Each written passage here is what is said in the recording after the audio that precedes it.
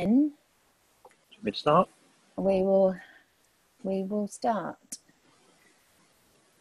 Right, good morning everyone. Welcome to the Building Community Engagement webinar. I'm Nancy Kinder, a consultant focusing on communities for many years now. And my co-host Michael, I think you're just going to say a few words to kick us off, please. Yeah, well, we can hear a lot from Nancy probably over the next hour, so I thought I'd get a quick message in quickly to start off with. So good morning everyone, my name is Michael Norton and welcome to today's webinar. This is a joint event between the Knowledge and Community Network and Knowledge Hub to help us celebrate Community Manager Appreciation Day. If you've not heard of this before, you might see it on Twitter under #CMAD, and CMAD was set up in 2010 by Jeremiah Owyang, I hope I pronounced his name correctly. And it's been a global event celebrating community managers and facilitators around the world. So we've been doing this for a number of years on Knowledge Hub, and I'll get Nancy involved in it as well as we can do this. Really, the topic for this session came about from a discussion I was having with a few facilitators using the Knowledge Hub. They felt they were having less time to facilitate the communities and wanted some tips and ideas on how to focus, or what to focus on when they had time. My first thought was, I bet Nancy can help us with this. So here we are today. So I'm going to let Nancy introduce herself properly, but over to you, Nancy. Great, thanks for that warm welcome. And just checking everyone can hear us okay and the slides are changing okay. If not, just raise it in the chat and we'll hopefully resolve any problems you're having. So in preparation for today, as I said, I've got a lot of content on this area, but from talking to a few of you, I've tried to focus on the things that are going to add the most value. So I'm going to look at what's the secret recipe to engagement, how do you find out how engaged your community is, what you should then focus on, and what to implement to generate the most engagement. And then a little bit of PR at the end to sort of say, if you found today useful, what we're going to do next, and great to have you involved in future events. So a little bit of housekeeping. As I explained, you're all on mute just to sort of cope with this scale of 100 people. If you've got any questions during it, you can raise them on the chat and my brilliant co-host will help answer them and interrupt us if we need to discuss them. But after the event, we've created this new LinkedIn group and you can carry on asking questions, discussing any of the content through that group afterwards. If we don't get to the questions today, then we'll follow up with you afterwards. Good news is we're recording it. I pressed the record button, just checking. And we will be sharing the video, the recording with you afterwards. Oh, you can see the chat window in addition to the slides. Oh, no, that's just a screenshot, Nancy. Ah. Because I got confused about when you showed me the first time. Okay. Oh, that was the, yeah, sorry. That was a bit of the LinkedIn group, but now you can't see it, no? Good. Right. Now, we've done a little bit of introductions, but let me tell you a little bit more about me. So I'm Nancy Kinder, started work in '98 for Egg, the UK's first internet bank, and then I spent 11 years working for Cadbury that evolved to change to Craft and then Mondelez. And during that time, I was set up the founder member of the knowledge management team. And we created over 30 communities across 64 sites in 32 countries. And it really ignited this love for knowledge sharing communities. We were built up by acquisition, we had loads of challenges, but we needed to get knowledge and information shared in different parts of the country, of the world, all of the time. And it's a bit sad, but I just really, really enjoyed creating them. And once I saw the value, not only that created for the members, but also for the organisation and for the employees, then I think it's really, really exciting, which is a bit sad. But since then, I left Cadbury about 4 years ago, so I call it like life after Cadbury AC. I've been fortunate to be a consultant, and these are just some of the companies that I've worked with on specific projects. But I've done a lot of training as well, which I know some of you have been at, and then you've joined, you've come back today to hear a bit more. So thank you for coming back to that. What I'd love to do now is to hear from all of you. Who have we got on the call today? Where you're dialing in from. I said at the beginning, if you can say on the chat where you're coming in from, but we thought we'd do a quick poll, which now you should be able to see. And we'll leave that open for a few minutes where you can say, oh, I don't know how to move it. To get a feel for your audience, you know, who's on the call supports an internal colleague community, or who supports an external brand community. If you just do a quick vote, that'll be helpful. Other thing would be useful is the size of your community. Some people deal with very exclusive, small little groups in internal companies, and some people bigger, large brands, big organizations. And then the final question is how much time on average do you spend a day on your community? Maybe you've got a full-time role on something else, and this is just sort of 10 minutes a day. Maybe it's, proportion of your role, or maybe you're spending 100% of the time looking at communities. So if you all have a quick vote, we'll leave it for another couple of seconds, and then we'll get a feel for who's on the call today. By all means, still use the chat function to say where you're dialing in from, but this just gives us a feel from who's on the call. Brilliant. So it looks like we're 50-50 from internal and external. A lot of large and medium size, not many small ones. And the largest proportion of is 10 minutes a day. Well, we did pitch it as, what to do when you've got little time. So 41% have got 10 minutes a day. So let me try and tailor the content a bit towards that. I'm going to stop the poll now so we can move on, and you can see can you see the results? There you go. Great. Okay, let's move on. A lot of the content, I'm going to make some assumptions that we've got a shared understanding of what an online community is. So I'm just going to re-emphasize that before I dive into the content. So if you look up in an Oxford dictionary, it's a group of people who regularly interact with each other online, especially to share information and opinions on a common interest. So hopefully we're all agreed with that. For me, then, the shared understanding of knowledge management is about the process of capturing, distributing, and effectively using and evolving knowledge. It is not a database with information, just captured and stored just for one time. It only, knowledge is something that's used, it breathes, it evolves, and it's applied in lots of different situations. And the real value comes when it's evolved and it's changed and adapted and developed.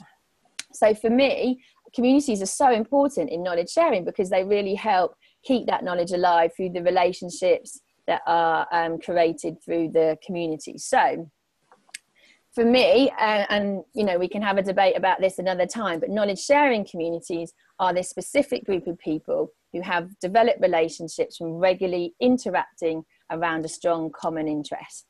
Now, if you're sitting on the call today and you're thinking, well, I haven't got a specific group, my company just said, go out and see who's interested, or you haven't perhaps focused on developing relationships or haven't got a regular way to interact, maybe you haven't even got a clear common interest. They're the areas I would sort of start with and really get a clear focus on what you're trying to do, for what reason and for what purpose. Because everything else I'm going to talk about in creating engagement is not going to work. So this is where I would start if you've got nothing else.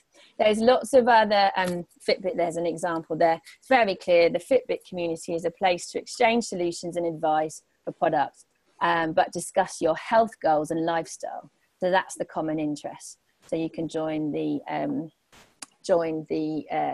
community for that reason.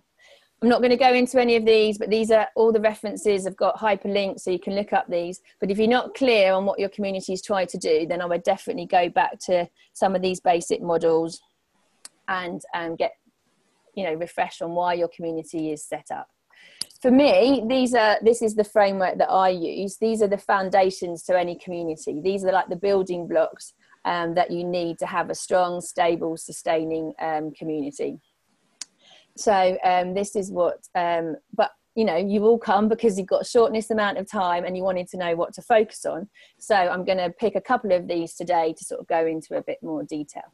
But I just wanted to give you the sort of full picture of where these have come from.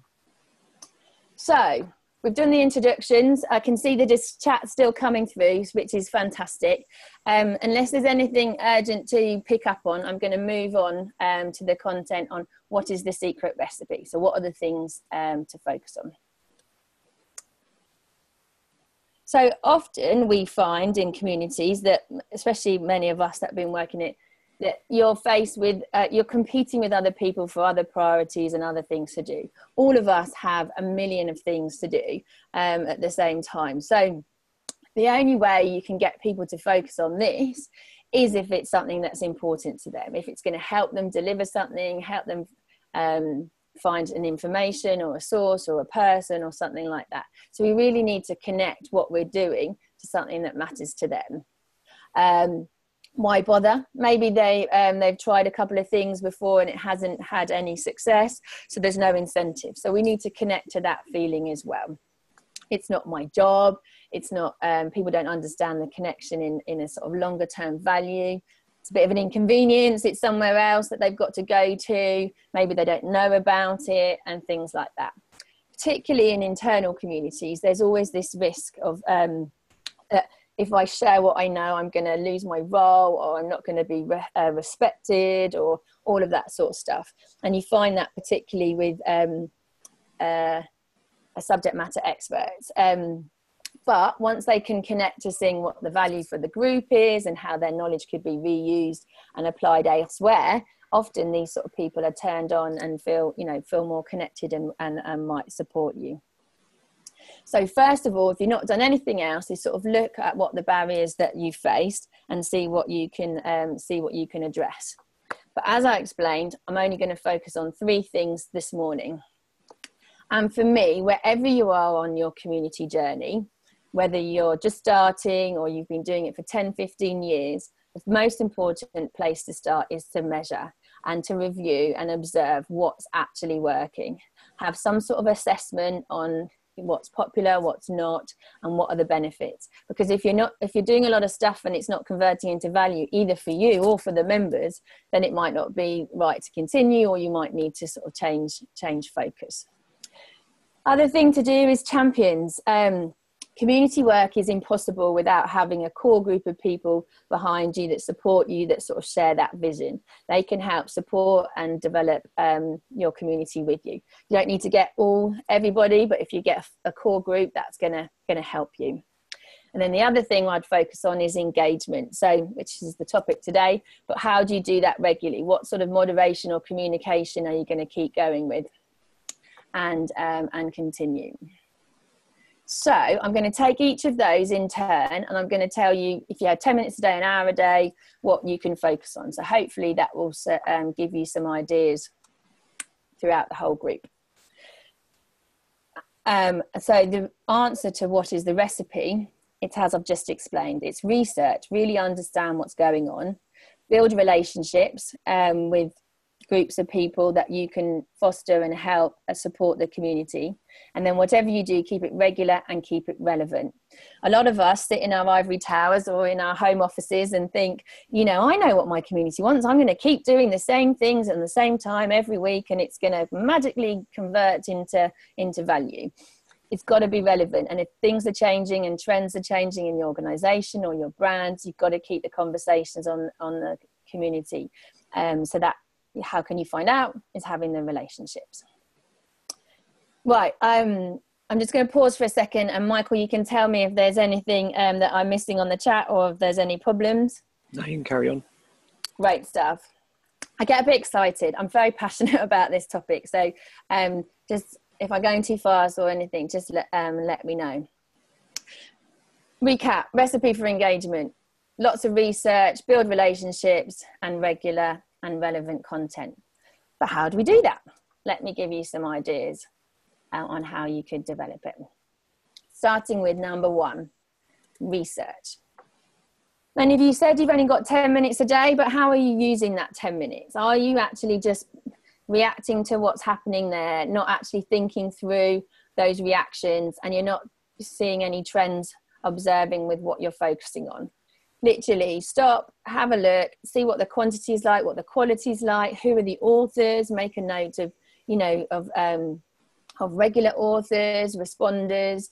Try and get a picture for what's being popular and what's not. Is it a positive tone? Is there constructive? Is it adding value? What's happening with the exchanges? Is it delivering outcomes?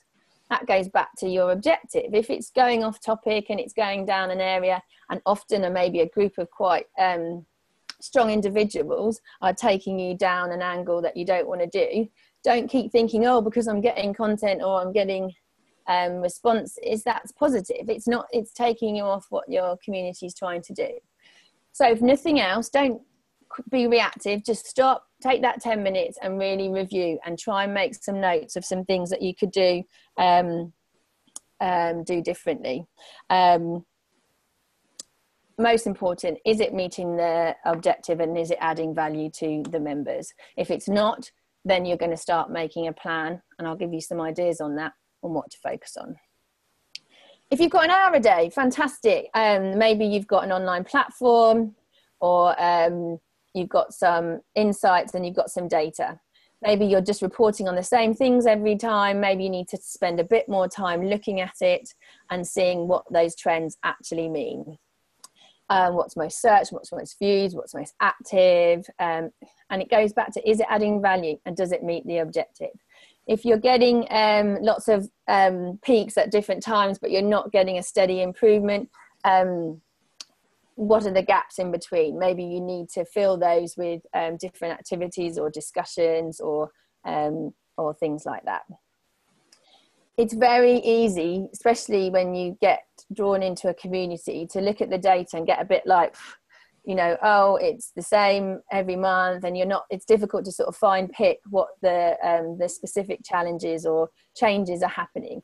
And this is what I said earlier, if trends are changing and you're not responding to them in the community, that's often when the community manager goes one way and the community goes another way, and often it can go down.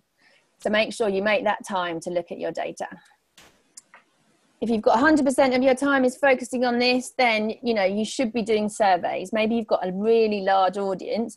You don't survey all of them all of the time, but you can do sample groups. You can find out what topics were popular, where are the gaps, get their input, make them part of the journey on what you could focus on. Here's an example. Obviously, there are other survey tools, but this is SurveyMonkey. And from one community, it really surprised me that troubleshooting, even though we spent so much time on developing content, it was the troubleshooting, it was the quick Q&As. I need this, who can help me with, I've got this problem. That was still the number one thing that they went to the community for. So if that is where people are getting the most value, then that's where you can focus on getting more people to ask for help, getting more people to offer help, you know, because that's where the value, where the value comes. Now, for research, obviously there are all some quick things, but the real killer app, the real thing that's going to sort of transform your community, is having member interviews. These are the things where you can not only build a relationship with members, you can really get surveys. You don't always get like what people really think. You know, they give you the token line, what they're supposed to say, or, you know, maybe the questions are worded in a way, but in a conversation, you know, you can really find out what their problems are. I can give you some examples. Like, we had one group in the Cadbury days, and, you know, there was a couple of parts of the world that never contributed, and, you know, we couldn't work out, we'd invite them to talk, to present, to do all this, and they didn't. And it was only through the member interviews and getting to know them a bit more closely, we realised that because we hadn't asked them, you know, specifically given them a task to do on a certain day, that they didn't think they were supposed to do it. And as soon as we gave them this sort of platform to share and things, then they were active in all the areas. And it just surprised me, especially, you know, dealing with so many different people with different challenges and opportunities. You know, just don't forget to invite people to comment, to ask, to and get to know them, so you can find out what their common problems are.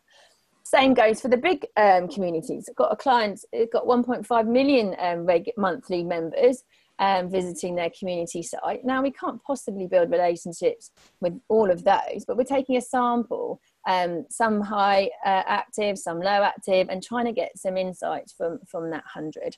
So it's possible on whatever level. things that you want to know is what's their biggest challenge, what's their priorities, what are they working on, all those sorts of things. So then you can tailor the content and activity in your community based on that. So that's the killer app. Wherever you are on your journey, if you've got a few minutes, set up a time to have a quick chat, and it's definitely going to help you add value to your community. Great stuff. So research is the important part on how you find out how engaged is your community. I'm just going to keep going unless anyone says like stop.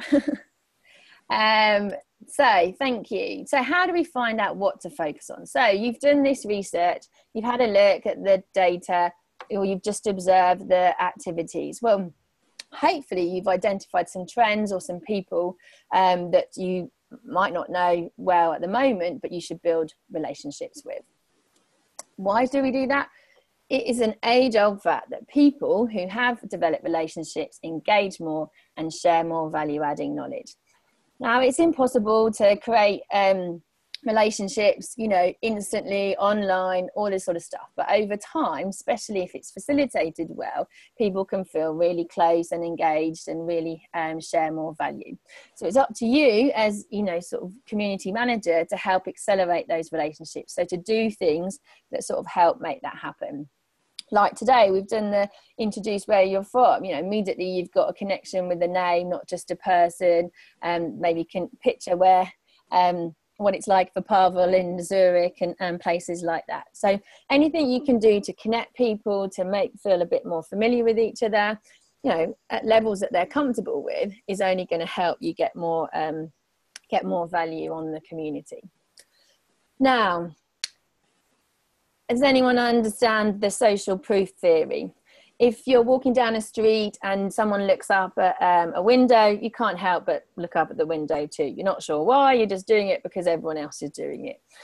This is where we want to try and recreate that same sort of instinct to copy in an online community environment. So if we work with a few key people to ask questions or offer help and all that sort of thing, hopefully then the rest will follow, or at least start following those good behaviours. If you have a lot of people being very negative and a lot of people being challenging the situation or the brand or the organisation, then everyone's going to follow that too. So if you can do nothing else, you sort of focus on the people that are positive, constructive, adding value, build relationships with those people, and that will hopefully convert and change that sort of change those behaviors and let people role model those other behaviors. There's lots on this, so social proof theory you can look up more, but it's something to be aware of. Even if you're dealing with a new community on a small scale, these are the things that can really help transform a community. Okay. So as I explained, people we should build relationships with, start with where people who demonstrate above energy or enthusiasm, who've got a certain passion. Maybe they respond the quickest to your emails or your direct messages. Maybe there's something in it for them. Maybe they're going for promotion, or they're trying to get initiative through a group or something like that. Go with the people that show you the energy, because then you can, you know, partner on that, excuse me, and work through on different things together. And you can do that, as I say, if you've got only literally 10 minutes and you're seeing the same person respond every time, and you don't know them well, you don't know why they're doing it, what's in it for them, you know, this is the sort of thing you want to get to know them and inquire and find out and sort of maximize that energy to support the community. Okay, that was sort of the essence. So now into the practical steps of what you can do in 10 minutes a day. As I explained, review who your top contributors are. Maybe it's the same usual people, maybe there's a few new people. And if you've got nothing else, you could reach out to one a week in that 10 minutes, maybe set up a call to have a little chat about their contributions and just find out a bit more. As you build a relationship with them, you can really thank them and praise them for the sort of acknowledgement they're getting, and then steer them in the relevant areas. People absolutely, don't underestimate this, people absolutely love, you know, how many views they had, if they were the question that got the most replies. And you probably in a, unless you've got all your data on the community site, you're probably in a privileged area where you can see some of that. So it's a nice time to sort of say thank them, acknowledge them for you know, a bit outstanding behaviour, but also then steer them. You know, you can say what trends you've observed and sort of steer them onto different topics, particularly if it's their areas of interest. Okay, so that's if you've got 10 minutes. What about if you've got an hour? If you've got an hour a day, you know, over time, you could perhaps identify 10 of top members, maybe once a week have a one-to-one with them. Maybe you move after that process, you then get them together as a group. Now, things when you start working as a group on topics and trends and things, make it as visible as possible. Things like Mentimeter are a really great way, like the poll we've just done. You know, what are you interested in? What topics could you talk about? Where are the gaps? You know, anything that you can help and they see what each other are interested in are only going to help foster relationships with those groups. Maybe they want to host a webinar or they know someone who could in the community, or co-create some content or something like that. So even if you've only got this hour, you could still do this over a period of time with a smaller group. With a bigger group, you can have events or if you've got more time, because events obviously are where you get to know each other much better. You could set up one-to-ones with people from your community. You could have webinars, you could ask for feedback topics in advance, have face-to-face events. Some of the best communities, you know, get their champions together regularly, and, you know, it pays dividends in their online communities. If you can't make it fun, do some quiz. Who knows what about this? You could ask some difficult questions, you could see who comes through, you could recognize them for their efforts, all of that sort of stuff. But it's important that in all of these exchanges that you're fostering relationships with them, and that they see that their contribution is turning into action and it's adding value, not just to them, but also to the community. So the essence, the killer app, if you like, on each of these sections, this one on relationships, if you want a big impact, don't think of this sort of mass communication, this big sort of social media campaign. Focus on a few people that are going to lead the way. Focus on the people that are going to generate the right tone, conversations, value, build your relationships with them, and then the rest will follow. So that's the thing to focus on. Right, Michael, I'm going to stop again for a moment there and just check we're all still okay. Everyone, the chat's got a bit quiet. Yeah, it's probably taking all in there at the moment. I'm just overwhelming them. Go. I'm sure for the people that have been in this industry for a long time, it's probably quite simple, but sometimes it's the simple things that help us get back on track. So, final piece of the puzzle. What to implement to generate the most engagement. So you've done your research, you've worked on a few people to build relationships with. You now want something that's relevant and regular that's going to help that momentum build. So this is where we do, you know, the sort of regular cycle. So for us on this, we're going to do a couple of webinars and a pilot group meetup, just going to see if there's any energy there. And then, but if we just did one, we wouldn't know. You need to do a few things and see what's popular and just, you know, make future decisions based on that activity. So sometimes I work with community managers and they say, I spend 100% of my time on moderation. And I'm okay, like, so what do you do in that moderation? Oh, I'm answering questions, or I'm dealing with, you know, negativity and all of that sort of thing. And the thing is, if you're only spending your time reacting to the content, you're not going to change it from whatever field or area that it's focusing on. And if it's negative, that's really difficult. So if you want to convert it, you want to start making some proactive posts and some facilitation behind the scenes to sort of convert it. So it becomes less about reacting to what's happening and more about stimulating the things that are going to add the most value. The other thing that happens often with communities is that people feel a bit uncomfortable. People, there's maybe some dominant people, some players, maybe they quickly squash some ideas, or just don't create a positive environment. So I would recommend you do less on the reactive side and more about creating this safe environment where people can interact and engage. So it's more about facilitating conversations rather than sort of squashing them and things like that. Now, if you've done your research, you know what trends are on, so you can start tagging people, you can start saying, you know, the community wants to hear more about this, and you can stimulate a lot more flurry of positive things, rather than just dealing with problems or complaints or all that sort of thing. It's good to hear those, and I mean a lot of constructive criticism is, you know, incredibly valued, especially in the co-creation of new knowledge and all that sort of thing. But it goes back to creating this safe environment. It's like, yeah, it's a great challenge. How would you do that? What would you do next? Should we have a call about it? Let's stimulate and proactively manage that disagreement in a constructive way, and less be sort of I don't know, like agreeing with the bullies or something like that.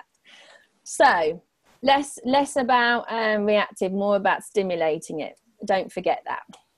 That's on the moderation side. And then on community communication, and we've all got different channels, newsletters, articles, all that sort of stuff. But don't forget to do the communication about the community.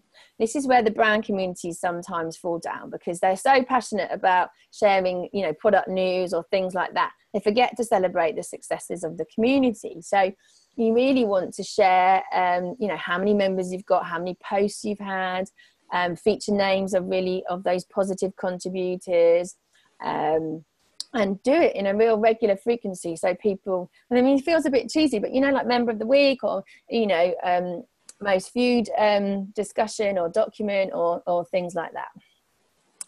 So things that are for communication is you want to remove as many obstacles as possible. Make it as easy, you know, if you've not got notifications, anything like that, that you can set up and stimulate the communication based on that. And then back to the motivation. So if we're not clear on why we're creating a community, then they're not going to be motivated to contribute to it. So in our communication, we want to be really clear. We're a knowledge sharing community. We are here to help, you know, product developers get to faster products, and we're using this forum to discuss our ideas, or things like that. So community communication should be about the community. I can see Robert's got a long question there, but I'm going to keep going for a moment, because this sort of fits all together. So to make this happen, it needs to be regular and relevant. So you need a proactive moderation and a community communication plan. This is an example. You can do as much or as little as this, depending on the time that you've got available. But I just wanted to give you some ideas to sort of back up what I've just said. So Monday morning, quick summary of what you've missed the week before. People love, you know, to see what's most popular and what they've missed. You know, with your social media challenge, YouTube, you're drawn into, you know, what other people have been up to. So anything quick and simple you can do on a Monday morning of the week before is a great communication tool. Tuesday, you could do more connecting. So who knows what about what, you know, you've seen some things. That's where you come in and you start tagging people and connecting the group. Maybe on a Wednesday, that's when you can start doing some communication on the actual members. You could do interviews, you could do 5 minutes with, highlight some of the role models. So they're getting the kudos and the spotlight for that. The things that are more difficult is when you start getting into opinions, but you can do it in a really proactive and positive way. So, you know, what do you think about the new ISO standard that's coming in? How is it going to affect you in your industry or in your sector? So you can have people's different views, because, you know, we're all working in such different and complex organizations. And maybe Friday, you keep it more fun. You know, what are you up to at the weekend?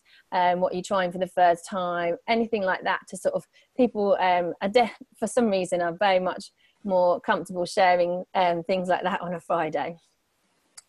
Other ideas are, what are you working on this week? This is probably one of the killer questions in your community toolbox, is especially with a group of professionals like in a community of practice. What are you working on this week? Oh, I'm working on this or that or that. People are comfortable doing that. They won't necessarily ask for help straight away, but they might be comfortable sharing what they're working on. Start to review other examples, so other communities. I saw this in LinkedIn, was this be cool for us? Or, you know, start bringing in sort of the outside in.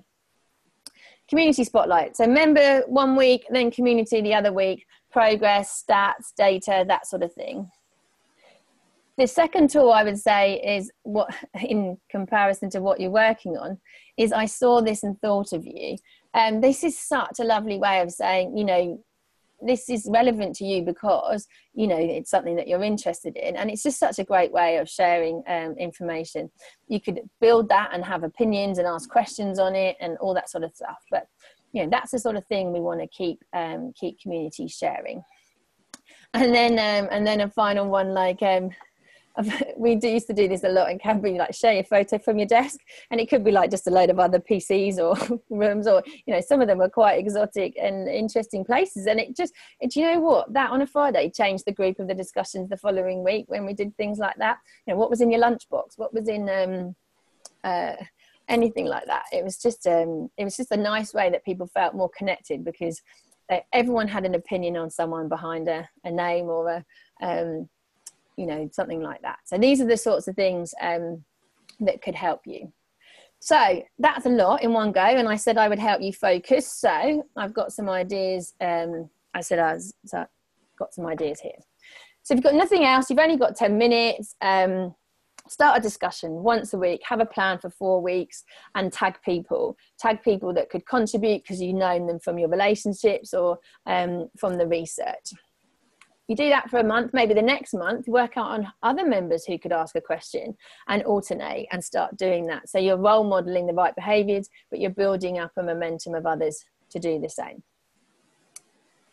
That's if you've got 10 minutes. Right, if you've got an hour, then you ask the audience and you get experts, you know, to reply, to prompt, to have, what works really well is, you know, you have an hour with an expert available and you can ask the expert anything, and everyone knows that hour's coming up and they've got that permission and privilege to ask those questions. But you don't just do that, you prompt some of the audience to, you know, seed them, you know, like they do on Question Time, you know, to have those questions ready to go. So you know from your research what the things that are popular, and then you seed the discussion, and that works really well. Highlight the members, highlight the people that ask the questions, and, you know, you could do that once a week for 4 weeks, and I bet that would help change your community. Oh yeah, so thanks Martin, that was a picture, just an example to show. Martin Fisher, I should say, did a great post supporting our webinar today, and it got a lot more reaction than maybe some of the others because he tagged lots of great people in that as well. So thank you, Martin, for that example. I'm so, see, this is why I get so excited on the content. I forget all the little bits I put in. Okay, finally, so we want to have this regular and relevant content. If we've got 100% of our time, this is where we really want a monthly schedule of lots of moderation, lots of communication, but it's got to be balanced.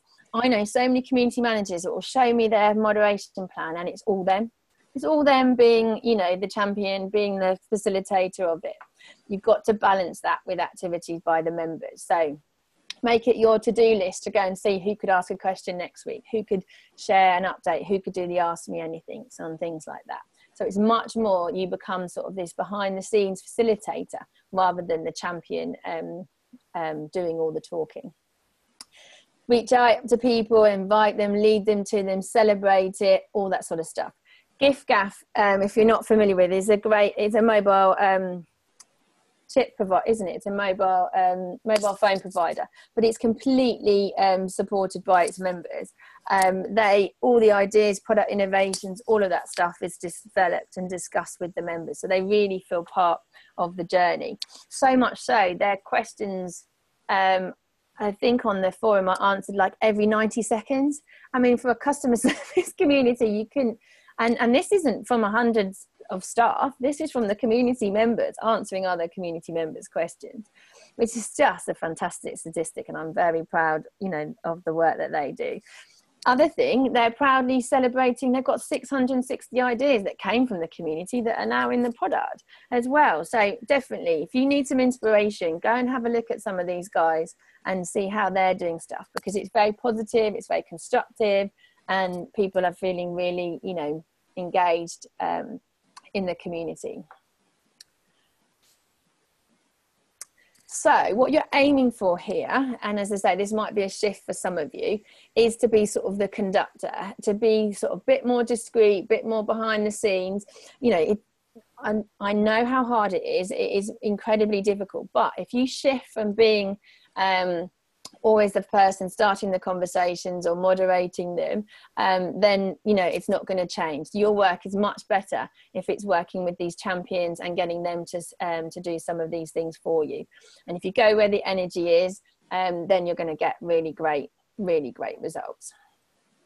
So that's your killer app, is working with other people to help you create that engagement. Not with everyone, but with a sample few that can help change it. Okay, answered some questions now, Nancy. Yeah. Got two actually. Thank you for everyone on the chat. They've actually been answering. Other people have been answering questions. Oh, that's fantastic! It's like a community already. Yay! The first one actually is from Robert McIntosh. He's asking, do you believe the community admins, managers should be active members of their own communities? Should they be named and post, reply, or should they just stand back and be managerial? So that is all about the role rather than the personal relationships with members. Okay, if it hasn't been answered already, what I would... Pardon? You sort of covered some of that. But... Yeah. So for me, it's important. You are the managing, but you're the facilitator, you're the conductor of it. So the visibility will change at different times. If you've got a really strong moderation team of volunteers or things like that, then yes, you can be very behind the scenes. But you don't want to be so behind the scenes that people don't know that you're delivering results. So in the communication and the celebration and all that sort of stuff. So I think it's a balance, and I think it depends on where you are in maturity and what sort of go-to people. Some people, they get to a stage where their volunteers are so good that they sit back and they just let it all happen, but they're not getting new volunteers or they're not engaging. And that's a dangerous place to be as well, because those people can take it on a course, especially if it's a brand community, you could take it on a course which is not what you want. If it's so I think I think front and center is important as a sort of lead and directional point of view, but for relationships and for securing volunteers, and that's much more behind the scenes. Does that answer the question? Hopefully. Yeah. So one other question as well. This is from Joe Lancaster. So if you're just starting out with building a community, would you suggest starting by finding out what it is people need help with and what motivates them, and then try to identify some key people who could help kickstart it? Definitely. What's in it for them? What is their problem? If it's a brand community, what are the challenges that they're currently having? What's their energy like? What are they, they've got ideas. So Screwfix is a great example that the community sort of they created, and the plumbers or the builders just recommend different products to each other, and then they get and it equates to sales. But they've got a problem. You know, I'm working on my own. I don't know how to fix this. Who can help me? A group of other experts in your field, and they've asked for help. But if you don't know, an organization, even internal, shouldn't say you are connecting, you are talking like this, it's got to come. It's, you know, you can steer it, but it's got to be what they need. Otherwise it won't work. So my advice, Joe, is to talk to them, maybe, you know, a few people that you know, find out what, you know, maybe they've had focus groups or things like that, and you could find out what interests them. Start with a couple of things to pilot, and then if there's more interest, build relationships with them and grow and grow and grow.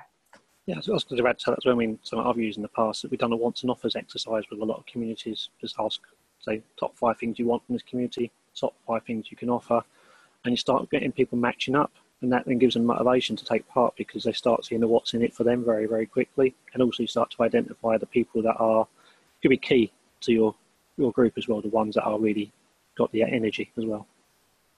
Yeah, and celebrating that. So then your job becomes as the sort of, did you know we had 5 questions asked, you know, they were all resolved within 24 hours. They're the celebration stories that you want to, that's what the conductor sort of communicator role is, and just try and get them to the answers as quickly as possible through the knowledge that you know from the research and the relationships that you have. But what's visible to it sounds a bit like manipulation, but you know what the community sees is just problems and wants and offers getting solved, and that, you know, adds value, that creates habit, people will come back, and so forth. So does that help? Thank you. Well, I've got a couple of examples before we finish. And what's so hard, apologies for the internal community guys.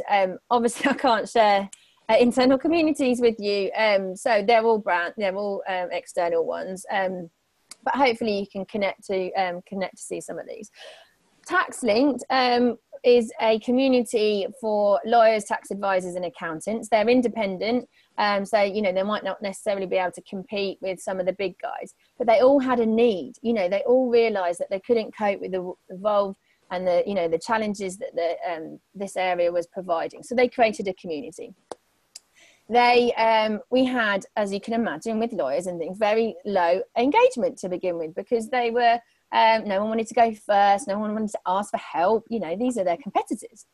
Anyway, from doing the research, from doing the interviews, and building the relationship, we found they had a really close common need. They wanted information about other countries. For this example, it was about residency schemes quickly, and then they would build relationships and connect with those lawyers specifically. So they wanted like a 101 on each of the countries. So as a collective, once they identified that as a need, they each decided to cover off their own countries and create an ebook, which I think is available still on Amazon or something. They co-created this content, and they each took a chapter each and then worked on it together, but they all got the benefits from it, from the community. Now that whole exercise, A, identifying there's a need, B, you know, working together, and then creating a resource that they all shared and worked on, that increased the engagement on the whole site by amazing 1,200%, because they had then relationships with each other, they trusted each other from working on something, and they knew, you know, there was more opportunities for things to go on. So that process really, really does work. Another one, PwC, they were moving to a new internal database. I think it was an internal network platform, and what they did is they'd done lots of research, what the problems are, what the people needed to find, and obviously it's knowledge for, you know, consultancy company was the people assets, so, you know, people finders and things like that. They had a strong team in the centre, as you would imagine, developing it all, 15, but they also had these 500 champions around the world that they worked with, co-created and developed the product together. And in its first year, I think, you know, it saved, what have I got there? I can't see because I've got the chat. It's 6 million. Lots more information about that at KM World, but I just wanted to give you that. A lot of times in big organizations, they'll focus on something, Yammer or something like that in a central team in IT or HR or somewhere, and it's locked away and no one's really connecting it to the needs and wants of the employees. So the more you can work with them and champions and things like that, the more uptake and engagement you're going to get, and they then become the advocates of the solution. So it really does work. And then the final one, I can't show you more, but there's if you know Tanya, I stole this from a slide she shared at the Sprint conference, and because I couldn't get over how important they felt at Bosh, their community managers were. So they not only engage, organise, guard, conceptualise and communicate and drive, they lead, and they're very respected individuals across their company because it's so important to their organisation. So reach out to Tanya, or you know, can look up more of her information available there. But it's such an important part to Bosh, and I just love the way they describe it. It's you know, I wish all companies had that same ethos. Okay, so we're nearly out of time. Let me just sort of summarize here by saying it is a change process. You know, if we really want a community to be engaged, be it brand, be it internal, we have to move from I know, we know, to knowledge is ours. And this is something that we want to protect and harvest and work on together. People find it scary. But, you know, once it starts happening and you can role model with a few people, it's a much more better value adding world. Even better, connect it to the pipes of the organization, you know, put it in the project management process, put it in, you know, your whole product development process, but it will help add value. If you're not sure at any point in your community journey where you are, what you're doing, just go and walk in their shoes, go and walk in a community members, join up for the first time, ask a question for us the first time, just really observe it, because one thing we're probably all guilty of is when we're sitting so close to our community and we don't really see it from the new person's perspective or from the experienced person's perspective. So bit of a jokey slide there, but important message to sort of say, like, just take a moment as community managers to really walk in the shoes of your community members. So we've covered off a lot this morning, and I just want to round up by saying what's coming next. You are not alone. We felt from talking to many of you over the recent months that people feel very isolated. They may be the only person in their company doing this kind of role. And we felt, you know, it's our job to sort of help connect you. And this is why we're piloting this initiative. If there's energy for it, then we'll keep it going. So, you know, do give us your feedback and advice. For now, we're running, as I say, a LinkedIn group, 3 events, 2 webinars, and a London Meetup drinks on Thursday, the 8th of February. We're going to, everyone that signed up, you'll be asked if you would fill in a quick survey at the end of these 3 events, and you tell us, you know, if there's energy for this, if there's appetite for continuing something, we would love to know, because we feel, you know, a small group of us that really get value from talking to you all and meeting you, and you know we're as good as our peers, so we want to keep those connections going. So after today, join the LinkedIn group, maybe sign up for the other events, and yes, do tell us what you want us to focus on and if you want us to continue. So the meetup, yeah, there you go, is Thursday the 8th of February. If you tell us what problems or challenges you have, then we'll connect you to other people, or we can continue any of the lively discussion that we've had today. And then next month, March, my co-host Michael is going to be talking about how to make blogging an essential tool in facilitating your community. It's already quite popular, so if you are interested, I would recommend you register as quickly as possible. As I say, we are, you know, blown away by the appetite and enthusiasm for these things. So finally, all the links, they're available for you to look up and have further, you know, get further resources. But do ask us anytime if you want to have any further discussions. Right, Michael, is there any quick... No, it's been an amazing discussion, still carrying on about the role of the community manager facilitator. So that's quite good. We'll collect all that and we'll put that back up into the LinkedIn group as well. I need to start the next poll, and I'm just, there we go, feedback poll. So we would love to have a really quick temperature check on how you found today's webinar. Was it rubbish? Was you not sure? You're just blown away because I've talked too much? Or was it good and helpful, or it was amazing? Thank you all for signing up and asking good questions and just being interested in this area. As you can tell, I'm quite passionate, but equally I've done this role in lots of different companies, and it is really hard. And, you know, you can try something, you can fail, and, you know, sometimes you don't always know what to focus on. But if you focus on these relationships, if you focus on doing a few things better rather than doing lots of things that aren't generating the same value, or you know, doing 1 or 2 things, actually the right things can actually convert your community a lot better. As I say, I've walked into communities with like no one looking at anything and really turn them around. And when that happens, it's really cool. The community manager feels great. The company feels great. And yeah, that's why I get excited. Thank you. Right, I'm going to end the poll and just finish. You can see the results there, which is fantastic. So, I don't know how to keep the poll up without turning the slides. I'll have to learn that for next time.